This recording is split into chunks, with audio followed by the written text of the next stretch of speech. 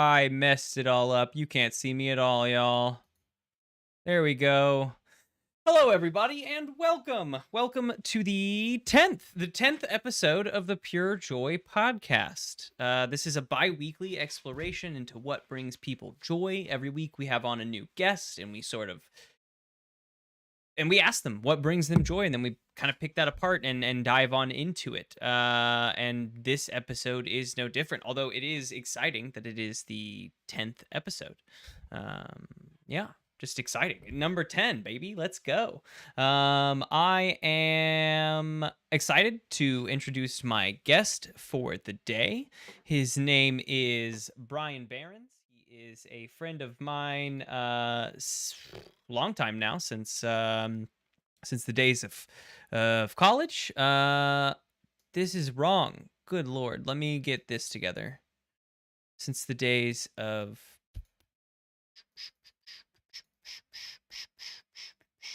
we're so close. There we go. Turning on the camera so we can see. Yay! Hey Brian, how's it going? Good. How are you, man? Doing good. Yeah, it's exciting to have you on. We're here finally, number 10. Yay. Number 10. Very excited to have you on. Yeah. So why don't you introduce yourself a little bit to us here on the podcast and the stream, a little bit about who you are and who we're interviewing today. Sure. Like you've already mentioned, my name's Brian. It's nice to meet everybody. Who I am as a person, that's I'm immediately deeper than you thought. Yeah. Well, I mean, I've been around since the early 90s. but I don't know if that counts as like a 90s kid. I feel like 80s kids were more people born in the 80s were more 90s kids. But Right, I you did experienced the 90s.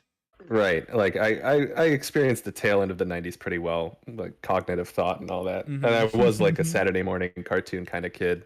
Um and that, I feel like that early on kind of formed what I wanted to do in the future, which was, I don't know if you can see like the title, but acting. Like that's my joy. That's the passion. Even if you're not necessarily the best at it, just being able to enjoy it for what it is, do it, and then also find different forms where that Yeah. takes place. It's just a lot of fun. Yeah, yeah, yeah, absolutely. It's great that you were able to sort of find the roots of that so early. Mhm. Well, before we dive into that, we like to start each of these episodes off with a small joy, something that you has brought you joy just today. Just today. Well, we were talking about this earlier, but I made biscuits with sausage and gravy today. Mm, Um, I don't find I find that I'm a little lazy when it comes to cooking for myself, hmm. but today didn't have to work, so uh, I basically just went to the store specifically for biscuits and gravy with sausage ingredients. Went home, made some with a very good friend of mine. We basically had a FaceTime chat. I didn't mention this, but we had a FaceTime chat where we were both making them simultaneously, and then Oh, we both sat down nice. and talked and ate together. Yeah, it was really nice. Yes, that's a vibe. Did you guys use the same recipe? Yeah, it was same recipe, same methods, slightly different ingredients. Like I Sure. used I used almond milk and some really big fluffy biscuits, while hers was like it was the biscuits were a little flatter, but she also used regular milk and some really nice sausage. So yeah, it was See, both of yeah. them turned out very nice. No, So that's it was a lot of that's fun. that's exciting. That's like a very fun like hangout time if you're not like actually hanging out. It still works in the same way. Mhm. Um very fun. Very fun. I like when you get to go to the grocery store with just that one dish in mind. Like generally I go for groceries, right? And I'm like, okay, what are all the things that I could use this for? So I'll, get a whole cart going and then it's just a grocery trip. But I like when I go to the grocery store, I'm like, I am making this thing. I'm gonna walk out with a bag or two, maybe extra candy and a little soda, but like it will be these ingredients, and I'm gonna think about that the whole way home. Very exciting. Yeah, Our last like episode was walking. cooking, so like this is very like right on recent brand. I've been very thinking about like the way I've been cooking all week. I've been actually doing it, bringing myself to like cook because I got excited last episode. So this is very fun.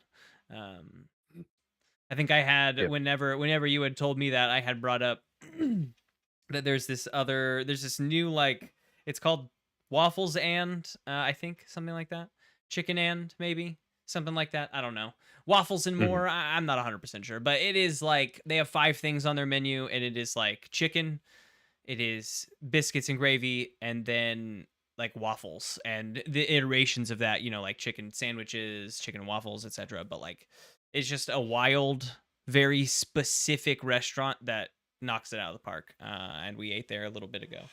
My joy for the day, I would say, is that like I've been making some like real progress in getting things switched over for long form content and like feeling successful about that. The partial switch to YouTube has been like nice and fluid, and like it's making sense with the content, and I'm just like feeling very positively about that as time goes on. So um it's just been good thoughts on that today. Very nice. Indeed, indeed. So yes, beyond our small joy, what in life, onto our topic, what in life brings you pure joy? What in life brings me pure joy? Um, well, besides acting, getting to have these lazy Sundays or any days really, where you get to sit down with a specific thing that you want to get done and then do it, whether that's like, you know, even if it's as, not so great or mundane as chores, or something childish like you got a Lego set and you're like, I want today to make that Lego set. It's really nice to be able to do specifically what you want on a day, get that done, go to bed feeling proud of yourself, and then go through the rest of your week and then come back to that day again, hopefully. Yeah, I Really very nice. much enjoy when I don't particularly have the like Monday through Friday work week anymore. So my weekends I feel like are kind of non-existent for me, but I get those days off, and my like quote unquote lazy Sundays do come around, and I'm always like very excited when you wake up and this is like nice in the morning. You get to enjoy your coffee slowly. You don't have to like do X, Y, and Z while you're waking up. Um, Always a great day. However, that question was sort of geared towards the acting thing, the topic Right. at hand, the like what in yeah, our topic, what in life brings you pure joy, and you've mentioned acting. Talk to us a Hmm. little bit about that. Right. So I guess I could have transitioned it better where it's like the lazy days, like harkening back to the 90s of growing up and watching these cartoons. It, there's an element to to like the actual production that, is one of the things that stands out besides the animation or, the budget in with regards to how the scenes play out, but like the acting. Mm. Like whether it's animated, you still have voice acting, whether you're going to a very nice theater and watching some live productions of either classics or, like for example, Hadestown is on tour right now. That's a newer production, and it's really nice take on Greek myth. And then with your Hollywood movies, like you go and see DiCaprio, you go and see uh, you know uh, Jamie Lee Curtis. I don't know. I'm blanking on like No, sure. different actors and actresses and stuff, but there's a lot of talk going on. Like for example, Chris Pine. Poor Chris Pine keeps getting brought up, but yeah, that's a name that comes to mind. With all of You made a that. really good connection there that I like didn't I guess I didn't bite at the thread of, and that was that you were like hearkening it back to this lazy Sunday, these like starting where this all started for you, right? The cartoons on like Sunday morning, Saturday morning cartoons. Has this always been like since that time a thought like in your head, something like you've been pushing towards? So I think that as a kid, or even like right now, thinking back on it, I also didn't bite at that thread when I was a kid. Like it was more just I really enjoyed this, but I don't know all the specific reasons of why. Mm. And then as you get older, like for example, trying out for a play in middle school, then trying to get involved in the high school productions as well, especially getting involved in college theater, which is where I really jumped in, and we got to hang out. But yeah, there was like there were always little signs or little bits happening, because it does surround you, but sometimes it takes a little bit of uh diving deeper into that to realize, like, oh, even since here I've always enjoyed listening to people perform, or in the case of a lot of cartoons, overperform. There's a joy to watching people you know just completely lose it in terms of one emotion or another. Mm. Just like whether it's for humor or for drama, like even the overacting is appreciated. So I Yeah. think yeah. I feel like that's a lot easier played off in particularly like voice acting than it is in acting. I mean, in voice acting, you need to add at least 20% to what you would do if you were live. I feel because you're it's bigger. It just is bigger because you have to embody what is happening on screen with more energy than you would need to if that were you. Some Yeah, yeah. Have you Yeah. so you said this like started this like really kind of kicked off for you in college. Mhm. Was it something you were kind of chasing beforehand and then got So I don't know, uh, got lucky almost that you also enjoyed it in college?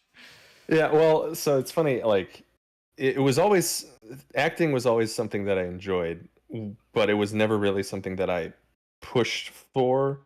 I think there were a few points where, like with middle school, for example, I did James and the Giant Peach, and I got to play James, and it was amazing. It was like the first thing I tried out for, and then I didn't get. I think I took that as like, wow, I'm already here, you know, and then tried out for like Sure. further performances. Didn't quite reach that quote unquote stardom of, you know, being like major players in these middle school productions. I wasn't but James. yeah, it wasn't James all 3 times. What They gives? didn't let me be the peach, and no matter how much I asked. Yeah.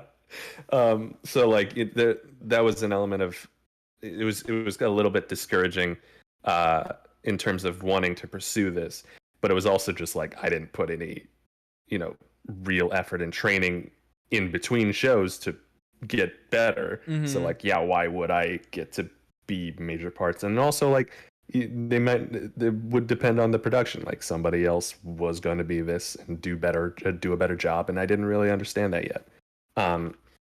So I think through middle school and high school it was a bit of like and then the beginning of college, I'll let you know, I started as a history major my first year, just because I liked history. Yeah. Through middle school and high school, and then I switched from history the very next semester to business, because I was like, you know, business too. It doesn't matter, right? It was like, let's not worry about specifics here. Let's just do the general degree that'll get me the most job offers when I get out of college, because like whatever, it's, you know, college will be fun, but you know, like get a degree that people will look at and be like, yes, hire that person maybe.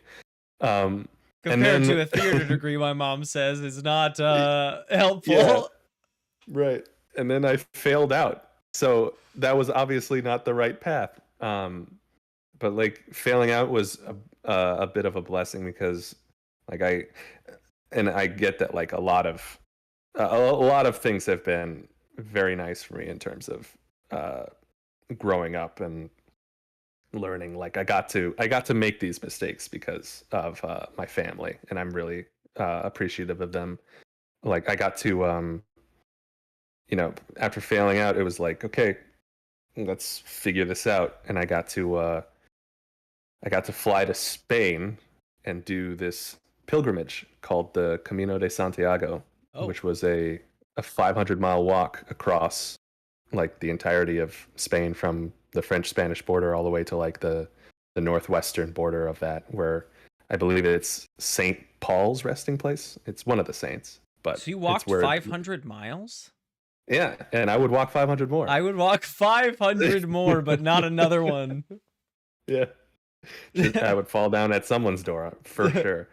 But yeah, it was a really nice, just, you know, you're walking like 20 plus kilometers a day. I did mine in like 50 days. And you get to just think. You get to, so for some people this would be horrible, but for me it was just really nice, kind of like I have a thing that I'm going to get done, which was walking the set distance from hostel to hostel, or albergue as they called them for this trip. And during the course of each day, there was like, you could focus on what you're doing, but eventually it's like, okay, well, it's just walking. You know, some of this is just, it's a flat road. What are you going to do? And so you get to think, like, and for what kept me going for all of that wasn't, you know, thinking about like, what desk job am I going to get in the future? Like, what is going to make me a lot of money? What is going to get me, you know, through my older years and help me, you know, either start a family or have a really good retirement or anything like that. It was all entertainment. It was all arts. It was music with my friend back home. He's a guitarist and I play drums. We have made like very small little like songs together, but they were always fun. They were always a joy to make. And then there was acting. There was the desire to create characters from nothing, really. And then just you give them life by giving them a voice. They have some kind of accent. They have some kind of drive they have something from their foundations that makes them who they are, and if it's your character, you get to do whatever you want with that. And then after the Camino, I got to go home and go to community college for a semester, try to get good grades there, work at the same time. People in like the McDonald's drive-through were like, "I like your voice," and I'm like, "The voice, okay." And so like had good grades in community college, made it back into Truman the very next semester, and was like communication major, but I'm also signing up for theater classes. So it was a complete shift to I want to do something with the voice, whether that's like radio. You can still have a personality there, as long as you're being nice. And then, or I guess for some people you don't have to be You nice. don't even have to be nice. That's true. Yeah. Yeah. And then there was the theater. Like I had fun doing this in middle school and in high school. Why did I not try to pursue this in any way, shape, or form? And so and eventually communication and theater swapped. So I had a theater major, comm minor, and then now we're like, that's when I got to hang out with you. That's where we met. Yep. And then the rest has just kind of been focused on like what kind of acting, what kind of theater do I want to be a part of. And I've done a lot of voice acting. Some of it has been successful, some not, but even a little bit of success is awesome for me. And it's just been a really fun journey so far. Yeah, like you said, we met in that college sector, both doing theater. I was a theater major as well. I bounced around from business major to business theater major, double major. But what scared me away is I hate calculus. I hate it. And you can't do a business major without Calc 1, and I didn't want to do that. So I stopped that because I don't particularly love hard maths. Anyway, so I went on to the theater. That's where we met, and then afterwards, I have not personally done anything with that. I attempted for a little bit, but found that I'm very pleased and appreciative of the things I learned because I enjoy creating stories and creating this, just creating content in general. And that really helped me do this. It helped me create characters. It helped me write stories. It helped me find the like through lines of things, and it also just helped me learn about people. Like learning so much about these stories and about the like incredibly written ones is that they like capture the human experience, especially when we're talking like theater specifically. These characters, they capture what it is to be a person, and so when you're reading them, you're reading in the proper emotions, you're reading in the things that like you would feel if you were going through this situation or that you would experience or whatnot, and that gives it that full life. Just like that take on it has given me so much more in like creating stories slash characters, that kind of like world than I think I was expecting. But it didn't, I don't know. I use it a lot now, like in this and in like the other podcasts, the Dungeons and Drive-ins and Dice, and like just in creating content online in general. I use a lot of that, and I feel it coming up. There was like a long time where I was a little nervous that like, oh shit, maybe I wasted 4 years. Like I could take a class on my own to learn how to write a story or something. But I'm appreciative of that time I have landed on firmly. All that is sort of leading to a question, which is, since then, like, what are you up to now? Like, how is that sort of resting in your life now, theater or and acting in general?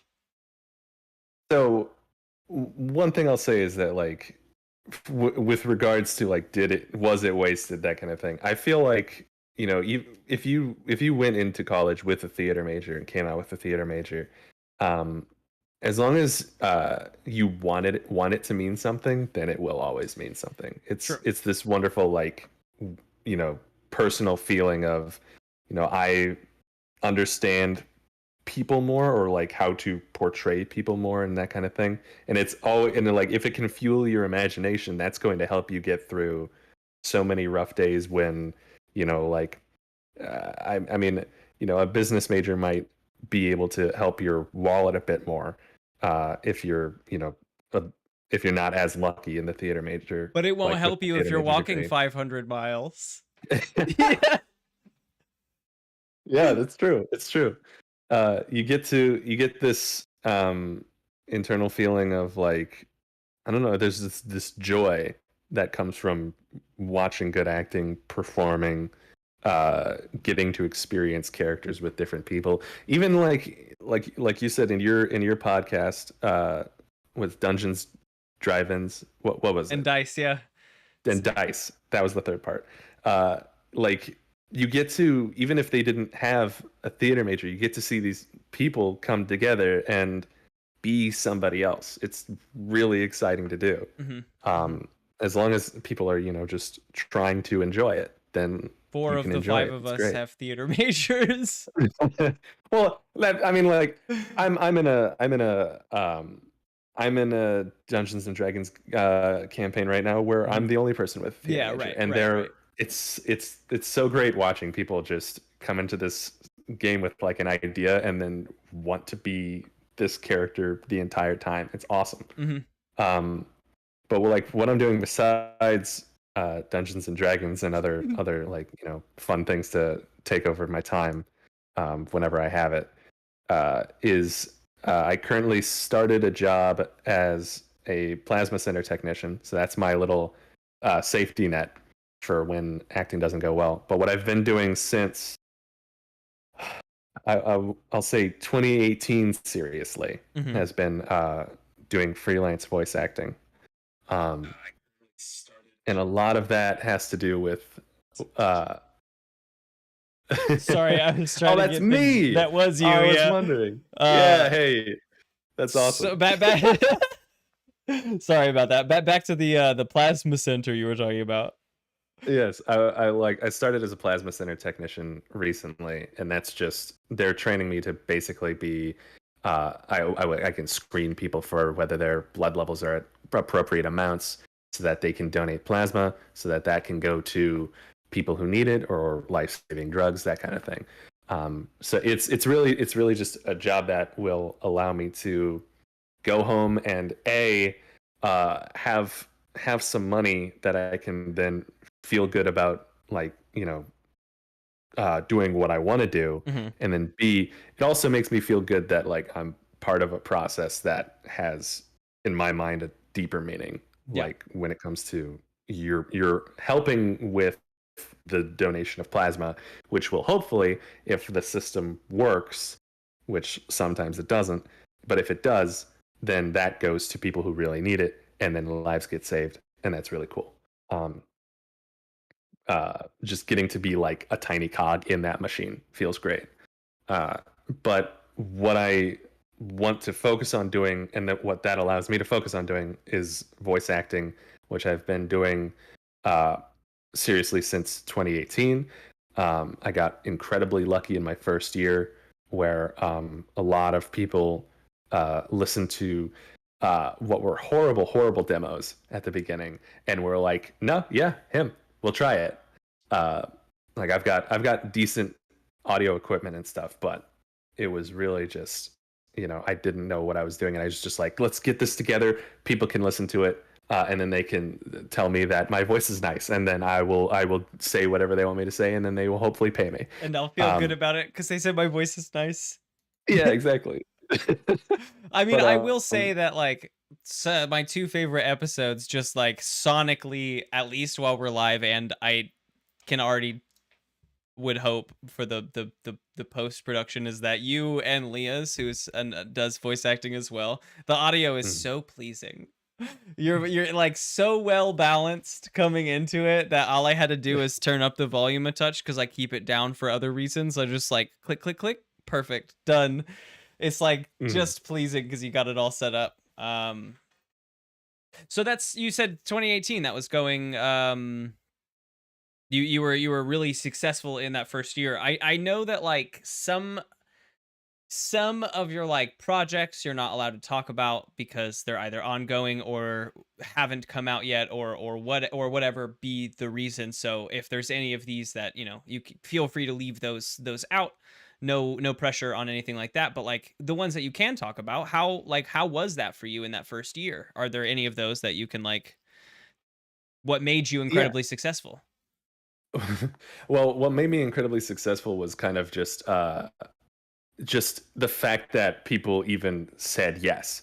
Uh, when it comes to like the measure of success in voice acting, is two things. One, getting the job and then completing it and getting paid for it. And people being happy with the work. That's all one thing. And then the second thing is not compromising your values, which would be not undercutting other people trying to work, not just picking up any job that people will throw your way. Read the Like script if they, first. yeah, exactly. Like if they're gonna make you sell something where you're just like, I don't know about that, or like promote somebody or something that you don't quite you know vibe with, then that's always an issue. And especially like if you really want to get that job, you don't want to, if the rates say this should cost about $400, you don't want to go in there like, oh, I'll do that for 350, especially for people who can pay that. Like if it's for indie work, and it's a passion project and stuff like that, that's fine. These are people that like just really want to make something happen, and they're trying to pay you what they can afford to do, Right. with Very different like what they're story. working Yeah. with. Yeah. But like but like if you're You're not trying to doing it undercut someone like, "Oh, I hear you're going to pay him 400, you could pay me 350 and I'll do the same work," kind of situation. right, right, and then like you're not, you also don't want to be accepting jobs, any job that pays, just because it's paying. Because like if you've got Amazon, for example, putting out a job that is going to be like a national thing, and they're like $500, then it's like, no, don't. I understand 500 is a good amount of It'd be money, neat. especially for the work. And it That's would be neat cool to to be go like, on a that's me reel, on but TV. that's like being like, that's like them saying like, "We're going to pay you, but like think of all the exposure." It's like, but it isn't. Right. I could use the payment also. Like any percentage Hmm. from a national campaign would be fantastic, over $500. Hmm. Hmm. Uh, Yeah. Definitely. So yeah, It's it's important to go through all that stuff. And you found success in doing that and sort of traversing those waters. I mhm. think it's, you know, a lot of people that bring on their joys here. There's been a few that have, it's involved with like career and like what they're doing as well. And you're falling into that. It's interesting finding a career in what brings you joy. um is voice acting your favorite part of acting? Is this like where you really want to do it, or do you think that you just find success here and this is like, it's acting and it does it for me? Do you like want to really be on stage? Is that part of the dream as well? See, now you're really making me like look inward just with that one question of, are you doing this because you're being successful at it? And I'm like, oh God, I Oh, like no, no, already, no.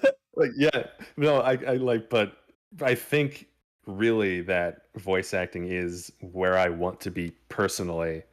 Um, and I'll get into that, but like, uh, theater is fantastic, and so is acting for film, acting for anything live is awesome.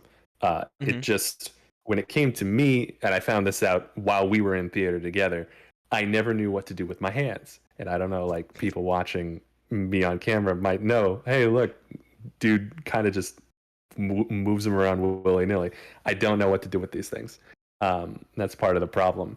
So I feel like if there's one thing that I was always pretty good at, it was delivering the right emotion with the voice. I don't know if I was able to get the face right all the time or anything like that, but I never had to worry about that with voice acting because it was just, you know, you get to listen to yourself and just really alter it and do it again and do it again and get it right, and then provide this clip of sound that then people get to listen to and be like, that guy's mad, or that guy is this character being this emotion, and it's awesome. And you know, a lot of the success has actually been in voiceover, some of a little bit in voice acting, but yeah, I think this is where I want to work. It's just really enjoyable.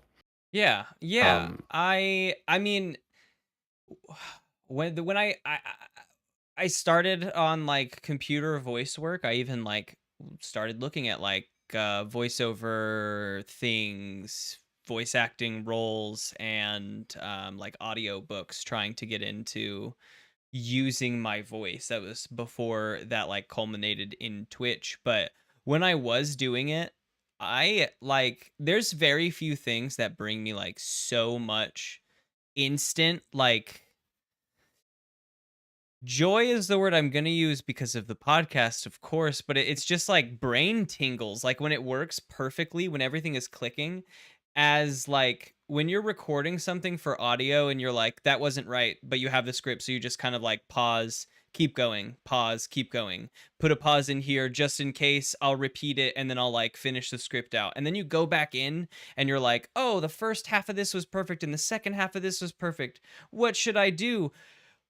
I like whenever you can just like chop, put together and like go in and dig a couple audio bites out to blend them, and then it just sounds fluid and like the sentence, and you're like, I didn't say that, but it's perfect. It's like I did say it. Is like mhm. it gets the gears moving in my head, and I was just like, oh, that was so cool. I can't believe I did that. And it like got me really into like working with it. And that has, like I said, culminated in here where like I still get that whenever I'm doing like the video and the audio, like editing and post here, when like, oh, like everyone vocally pauses differently, and how can I make things sound fluid without, you know, changing the way that they talk, but making it a little bit more less vocal pausey. And like it is so just like I said, like gives me the brain tingles whenever I am able to cut it together, and you're like, whew, that was perfect. That went together Mhm. so well, and I'm so excited to hear what that sounds like in post. And then it sounds like, you know, incredible. And I yeah, I can definitely at least relate to that little bit. I love that. I love that so much. What have been so like any of the ones that you're allowed to talk about? What have been some of your like favorite projects to be able to work on? Oh, some of my favorite. The some of my favorite. Well, some of my favorite have actually been like the non-paying ones. Okay, sure, sure. Uh, just because like I really do enjoy passion projects. But for example, there's one that I actually got to like keep a copy of, which was there was, I don't know if they were a college student or grad school student or something like that, but they were working on this I guess this possibility of a product basically, and they wanted to have somebody's voice in order to describe the product and like what the benefit of it was, etc. Yeah, And it yeah. was this really cool concept. Obviously, I don't know enough about the subject, and you know, I don't know if it would be like how feasible it would be or anything like that. But it was called Spectrum Specs, and it was this idea of Spectrum releasing a line of glasses for the people on the autism spectrum Okay. that would, based on the emotions of people that you're talking to, would like light up in different colors, would like register how people are feeling that they're talking to, since people like according to this script, people on the autism spectrum have a little bit of a tougher time registering like what the person they're talking to is feeling, or like how their tone of voice would suggest that, like, is this person happy, sad, angry, etc. Yeah. But the And so it glasses was just sort of this. give you a little bit of a like a light indicator, a visual Mhm. indicator of like the intention, sort of like emotional intention of this person. Right. And so it was just this, it was like a minute long, and it's on YouTube. And it's, I don't know, I thought it was like a really cool idea, and the person that I worked with was really happy with how it turned out. And it just, you know, I like, regardless of whether or not, you know, this was actually possible, or if, you know, this was based on just specific accurate science, it was the idea of wanting to be able to help people with a product, and then pitching it with a voice that was also enthusiastic about it, because I thought it was a really cool idea. And so getting to see both of those come together, this idea with like a little bit of stock footage, and then you know, the performance, and then being happy about it, was just, it was like, yeah, that makes me feel great. um, and it was things like that. It was things where, you know, I got to work on people's passion projects, and then also, you know, people were like, well, can you do this character? And I was like, yeah, I'll do this character for your little like web show, that kind of thing. It like doesn't pay, but it's just fun I to need to fill be a my time character. too. Yeah, yeah. Yeah. It was, yeah, it's great. Okay. And yeah, and then like I got to, like, I've also gotten to work for companies that I respect, like Safelite. That was one thing that I got to do, where it was just, I didn't get to say Safelite repair, Safelite replaced, That's what and I I was just thinking in my stuttered head. I over was it, so like, I'm glad. it's like, is that? Okay. Yeah, yeah. It was like, it was a smaller thing, but you know, it was, I think it was an internet ad play, and I didn't get to like keep a physical copy of the finished project. But you know, it was just really cool to work with like a brand that A, isn't problematic, and Hard B, now. yeah, hard now, and B is uh will respect your time and the budget, etc., and people know about it. It's great. So you get So to be like a like, very I work for Safelite. professional running of like this. Is that maybe, is that like along the lines of like the more like the most I don't know. I would stray away from using the word professional, but like maybe like high end or like high budget maybe productions that you've been a part of? Well, so when it comes to high end, high budget, and then professional, there are three different examples of that. With high budget, Great. there was this big project that I worked on in 2018, where I basically sat in my basement for hours on end for a month, uh, and recorded basically speech synthesis AI. And this was I back remember before, hearing about like little tidbits that you yeah. could release while you were doing it. Mm-hmm. And that was a lot of fun, very high budget. I've never done anything like that again, and honestly, I probably wouldn't, with the whole voice actors are like, AI is coming for art, you know, I mean, like now AI is trying that to. company has a voice actor on, on hand anytime they need it now, right? Well, luckily for I okay, well, I just mean because of your AI recordings. yeah, well, luckily for me specifically, there won't be any more of that.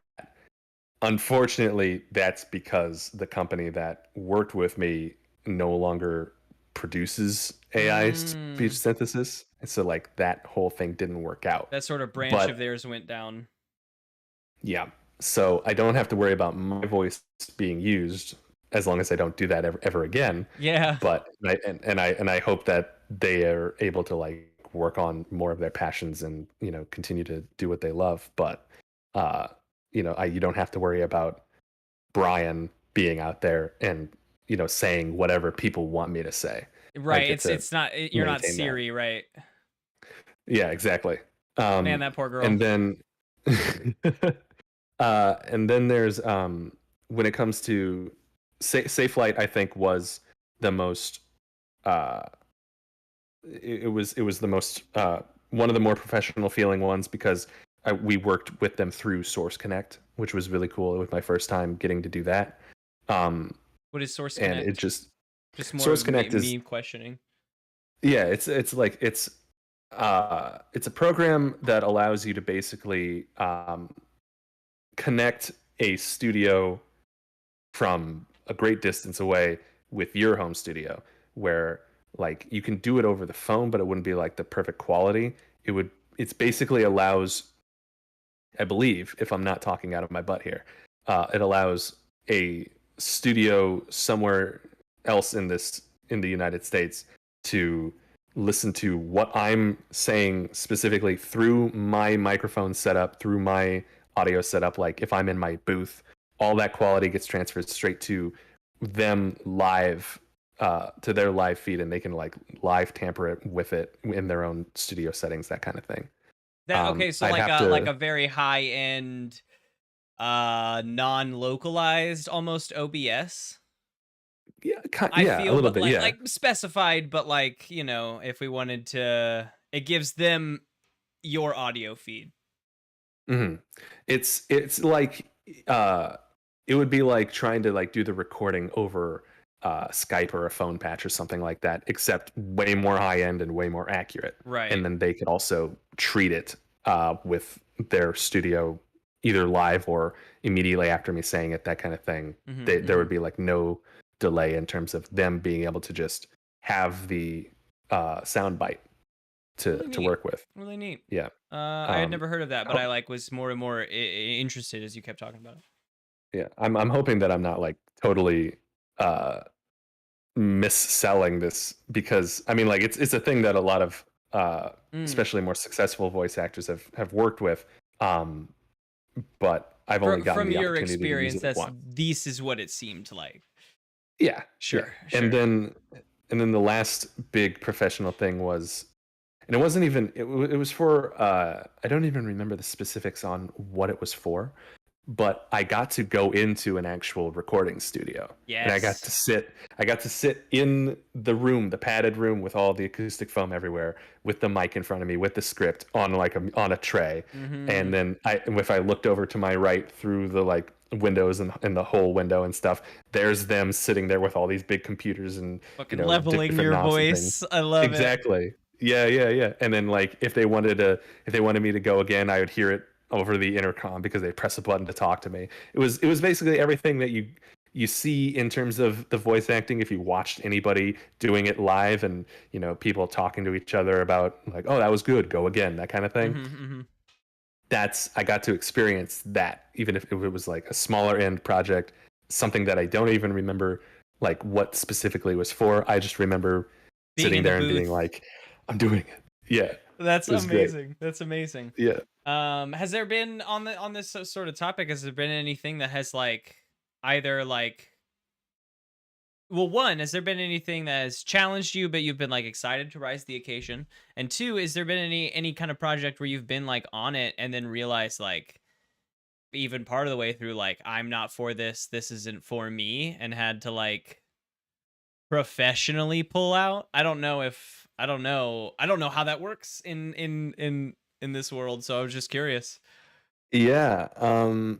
Well, with regards to professionally pulling out, uh, there are a lot of shady groups out there that'll like, they'll want you to do something, and then they won't really specify the pay, and then they'll be like, "That was good. Can you say this again?" And then it'll be like they're kind of dodging that element, and you're like, for like even for companies that you've worked with before, there's always this audition process, Mhm. and you've got to be very careful to like, you know, you're not necessarily going to slate your name for everything, but you kind of want to have either a watermark uh, in your audition, or you want to have like change the name of something, like leave out their product if they're selling something, for example, because you don't want people to, like, when you audition, they can just, depending on the sites, take it, yeah, and just be like, yeah, or they'll be like, this was great, we want to go with you, send us a recording, and they're like working outside of the site, you know, and then it's like, well, you got to be careful there, because like now if they're working outside of the site typically has people there to facilitate between the two of you, whereas with this, it's like the benefit of working outside the site is that the site then is just like, they might not record that you did the work or anything, but at the very least, they're also not taking a chunk out of the budget, which is why some people want to do it outside of the site.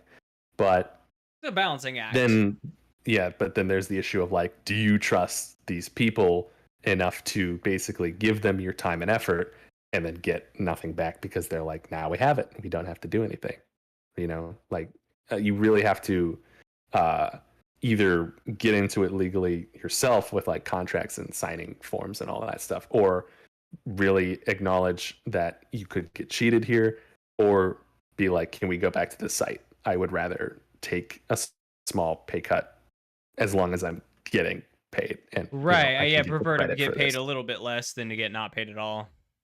Mm-hmm. And then something that was challenging. Well, I think part of the thing there is that a lot of the challenging things are in the audition. I think when I get picked for something, there's never really been something that's happened where I've been like, I can't do this. Because I feel like the actual acceptance is what gives you that kind of confidence boost. Like, they picked me. They want me to do this. I'm the one for this. I got this. Yeah, exactly. Who knows how many dozens or even hundreds of people they listen to. They pick me for whatever reason, and that's good enough for me. I can do what they need me to do.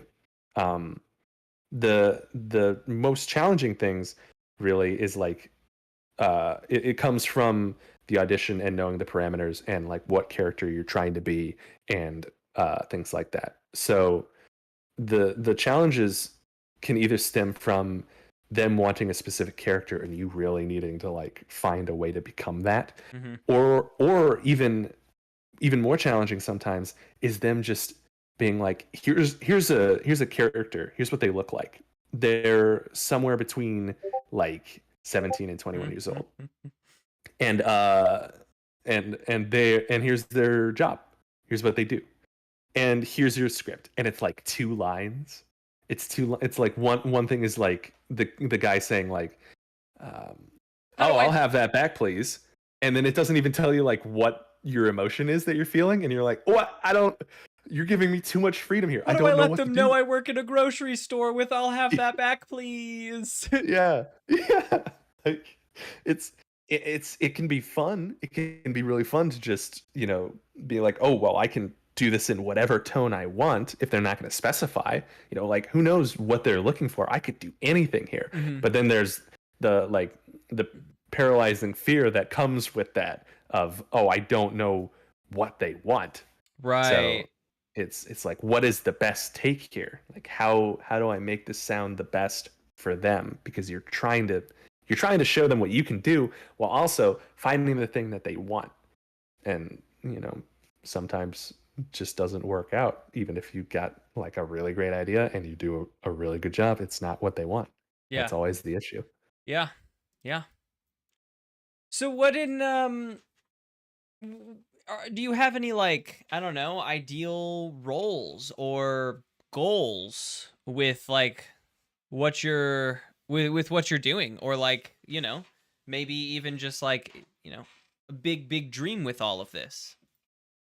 Well, the big dream would definitely be getting to voice a character in basically anything animated.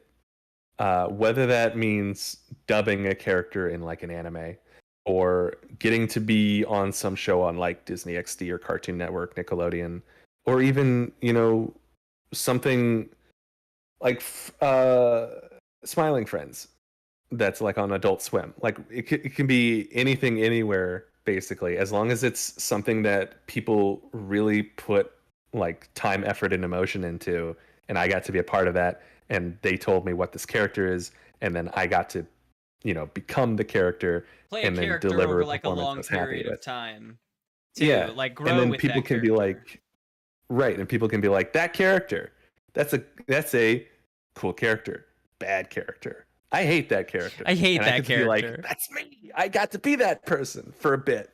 I'm not that character specifically because I'm right here. I'm Brian. Hi. But Hi. but I got to, for a time, I was basically that character, Right. That's fascinating. I think I would love one day to maybe be able to use some of this as a reel, because like I would love to be in a cartoon one day, a children's cartoon. I have been always inspired by Adventure Time since it came out in 2010. And I think 2010ish.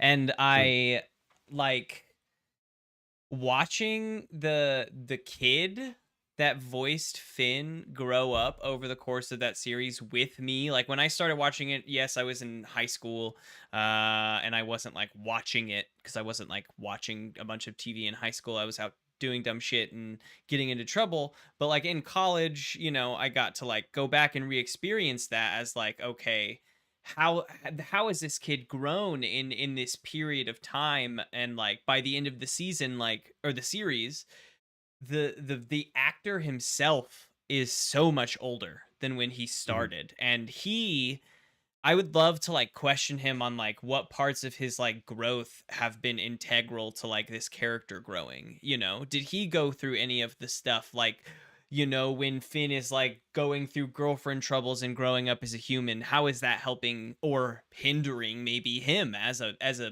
young kid at the time? It's just like fascinating. And yeah, a long form series thing, just to like, I'm so interested in like how I would grow also along with this thing, and like being able to do it for so long and be like, and also just being able to say like, I am Finn. Finn from Adventure Time, that's me. Like that would be cool to say in like whatever that would be in the future, whatever that like cartoon is down the line. Do you think that you would prefer anime or like cartoons? Because this kind of started with maybe like a love of cartoons, but I know that like now you have like a big love for anime. And so I think that's what makes it so difficult, is like what you said about you would be able to say I'm Finn or whatever that is down the road. Yeah. And I'm like, exactly, down the road, like I don't know what opportunities are going to show up. Like with anime, sometimes you can kind of tell depending on the success of like, oh, there's a manga or a light novel or something, happening. Or a non-dubbed. And it's getting popular. Yeah. Right. And then it's like, oh, you could be like, if it gets an anime, then you could audition to be in this role. And it's like, it's hard to tell, like in terms of any animated show, what this next character would be, that it's like, oh, I want to be that, Sure. But I think it's really hard to say. I think because anime is such a big part of my life, that anime kind of beats out just like being a cartoon character or any animated character. But at the same time, there's something really, really fun about getting to be the focus of animators, because when you watch an anime dubbed, you like, they're trying their best, but it wasn't made for them. No, you know what I mean? that's Like true. Yeah.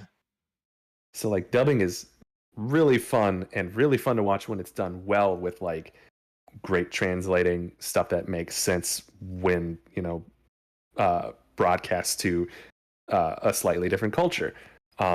and then having people like understand what the character is, who the character is, and like being That able to feels like the deliver that big same one to emotion. me. I recognize that some of the translation goes askew and that we don't understand a lot of their like honorific scale, and that's like a huge part of their speech that we just do not grasp as an Hmm. audience. And that's fine. Leaving that aside, I can leave the like coons and chans and all that aside.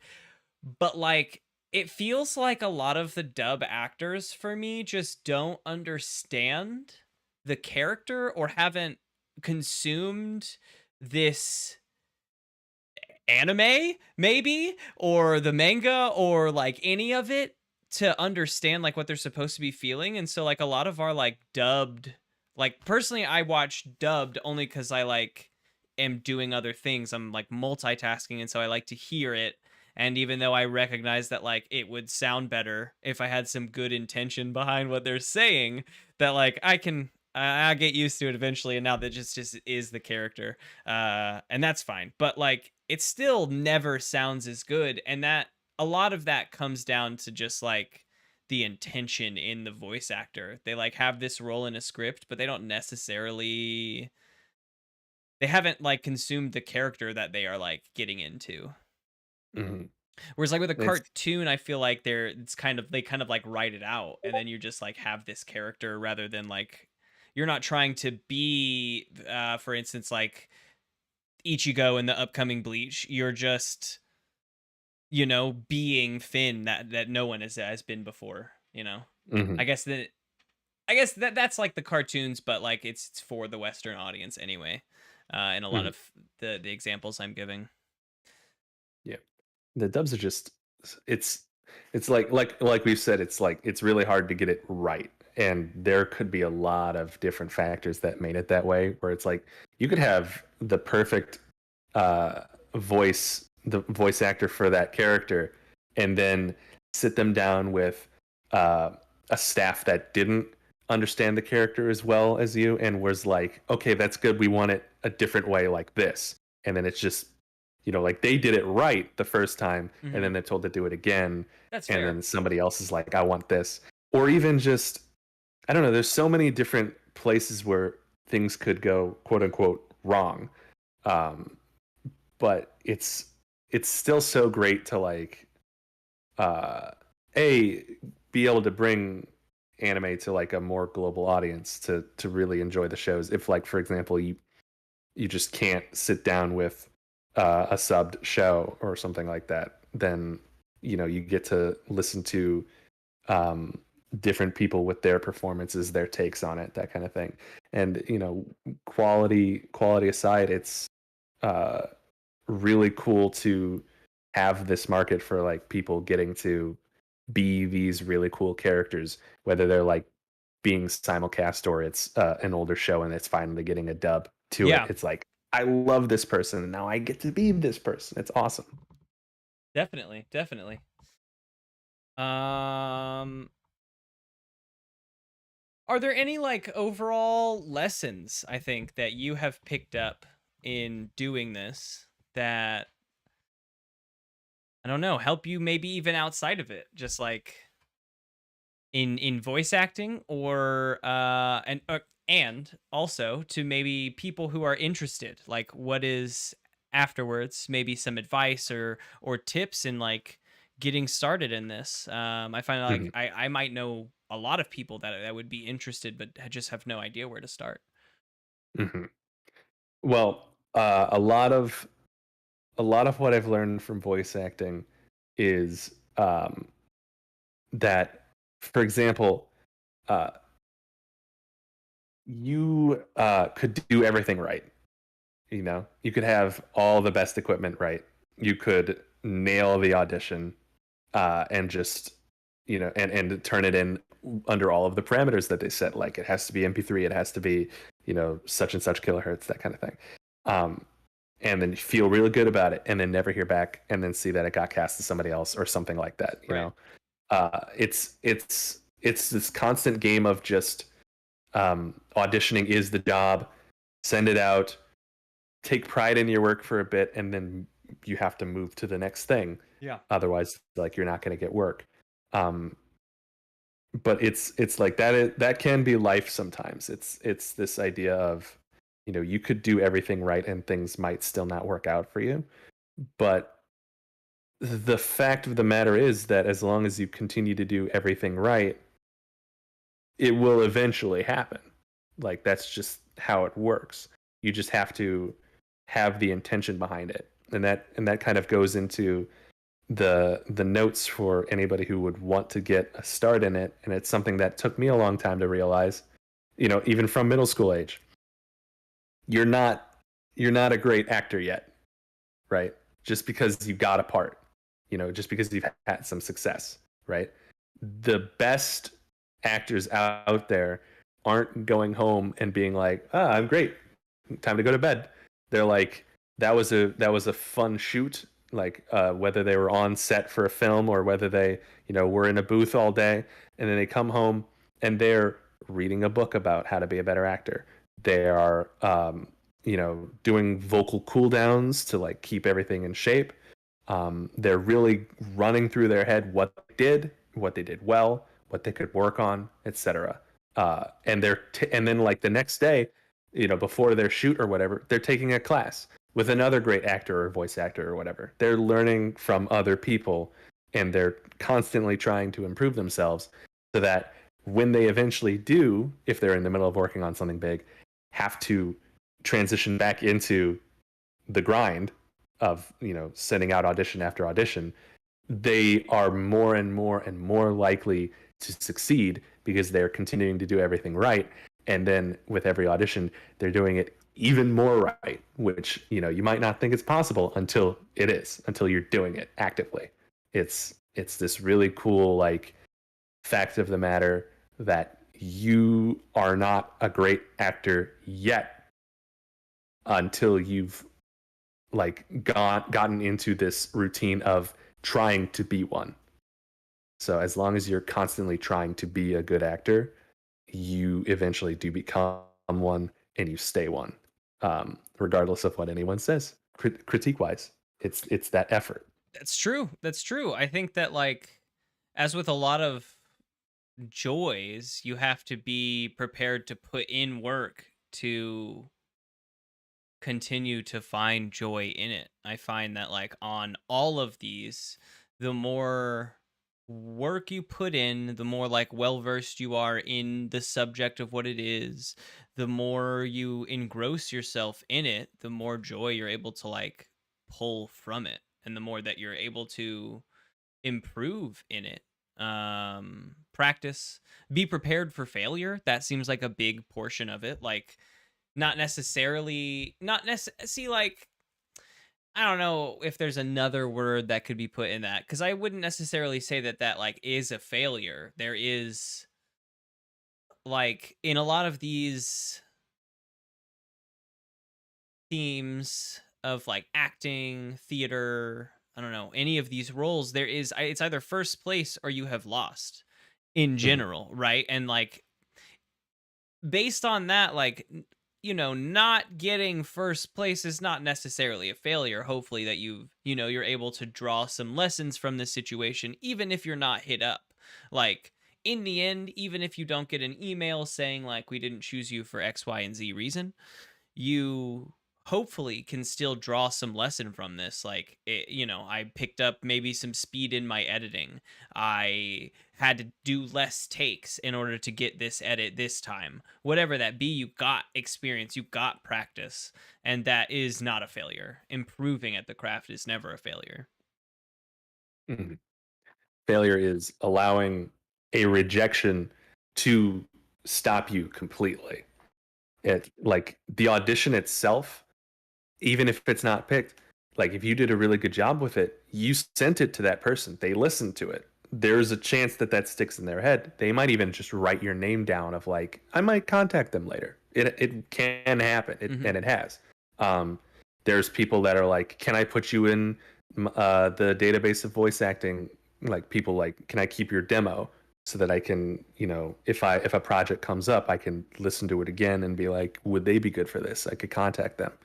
Um, and there's, you know, it's like there's joy in quote unquote failing the audition too, because it's just the joy comes from getting to do it. It's like it's that opportunity to, for example, if you're auditioning for a really fun character, you're like, wow, this person puts so much effort and love into this character. You can tell just from like the way they're describing it, if they put effort in the description of like who they are and what they want to do and stuff like that. And then you sit down and you're like, I want to be this character. And then you start pretending to be that character. You get engrossed in that character for a bit and you're like, that was fun. You got to be like somebody else that somebody really loves as an idea for like a brief period of time. And then even if you don't get to them ever again, you still got to enjoy that for what it was. So it's really just looking at it and being like, if you can make even like the disappointment of not getting to be that character fun, then it's never going to stop you. You can I think that's working. a fantastic point. In not I don't think necessarily would necessarily go for all joys, but with some joys, there is like a sense of winning or losing or succeeding or failing or you know I think that those about covered. There's this like essence of those things, and I really like what you said that it isn't necessarily about failing in this. It's and by transitive property, it's not about succeeding either. It's just about being able to do it. It's just in a world that is run by success and failure, but you can find joy outside of that like structure of that like subject. Like yes, in the end there is a acceptance or denial of whatever I've done, but that isn't necessarily what's important to me. While it's helpful to my bills or whatnot, of course, it is, that I got to do this thing. And that is, that's a very joyous way to put it, I think. Yeah. Is there anything on this subject of acting or voice acting that we may not have covered that you had thought about in leading up to this?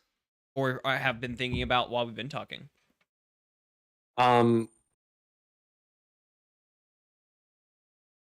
What's there's a bit going on with with like Crunchyroll and Mob Psycho right now, which is like Mob Psycho is a fun anime that's getting into its third season. It's a long form show. And Crunchyroll, which started that as this darling site that even got its start kind of like in the Kiss anime era of like kind of pirated anime, just bringing it over so that people in America could watch it.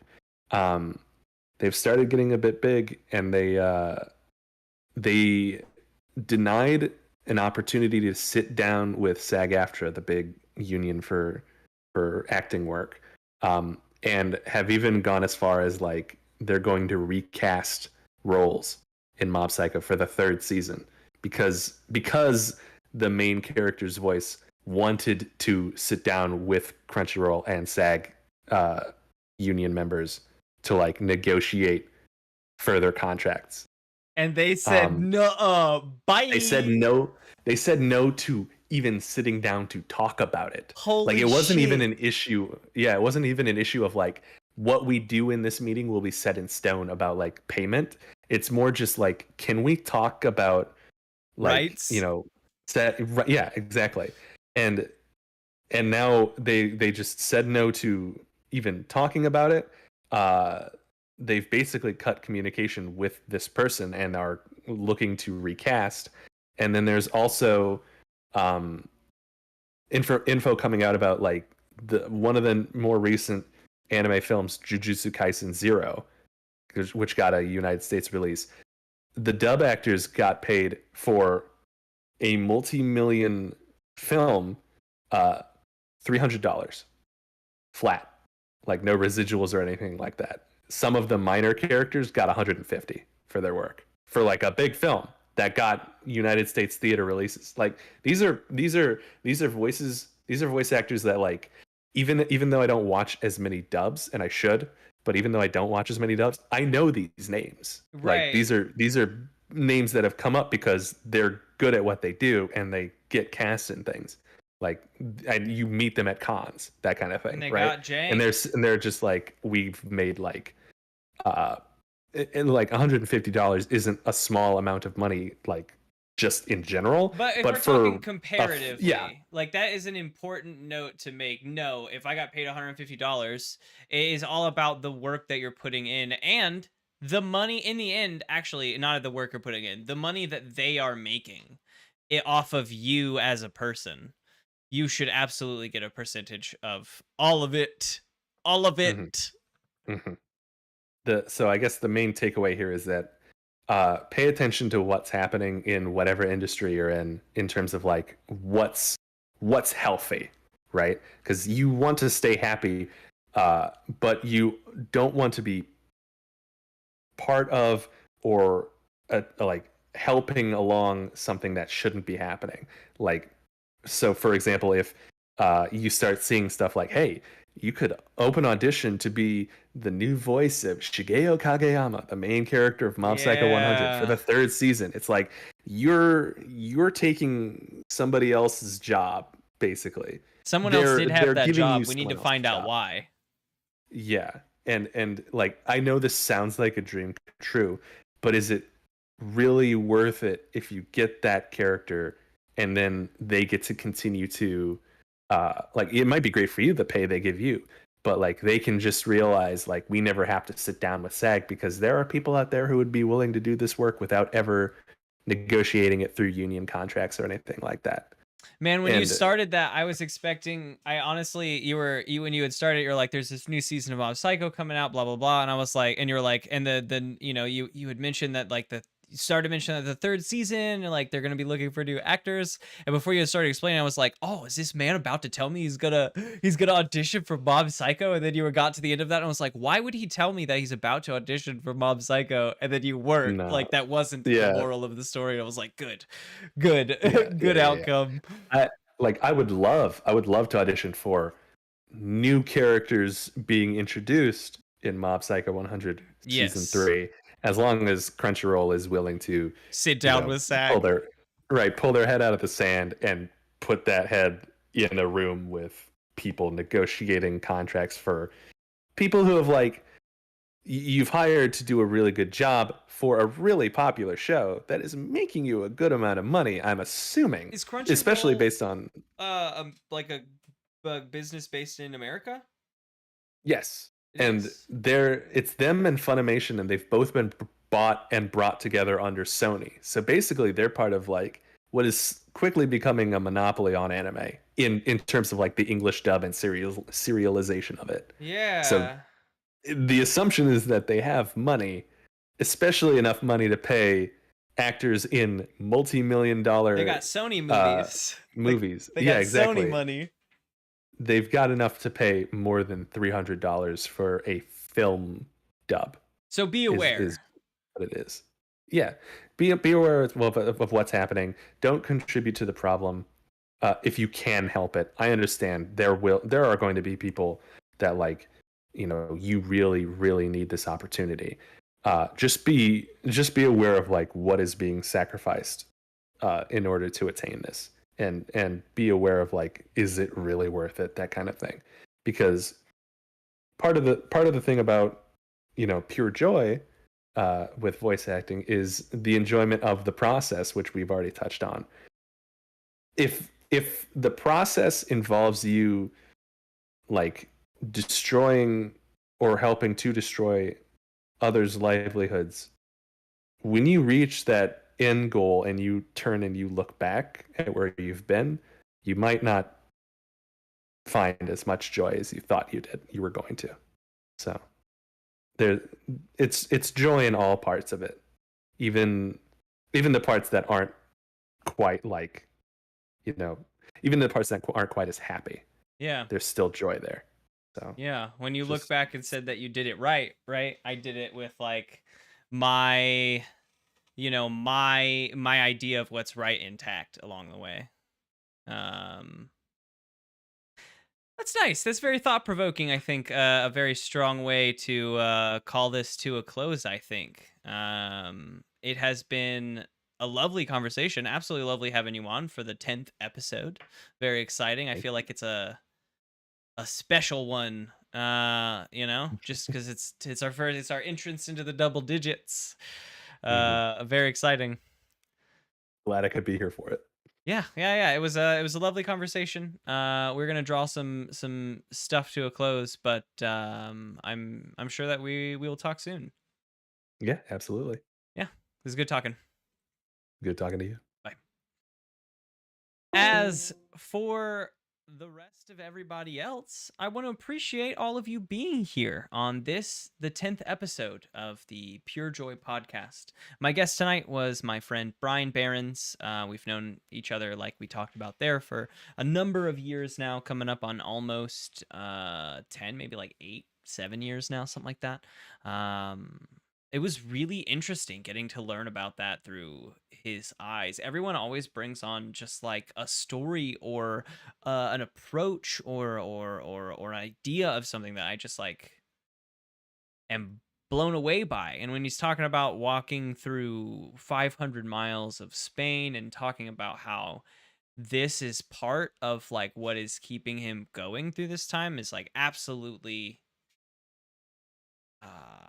I don't know, like secondhand breathtaking. I don't know how to put it. I think that it was, I don't know, inspiring, a little joyous conversation, no matter what.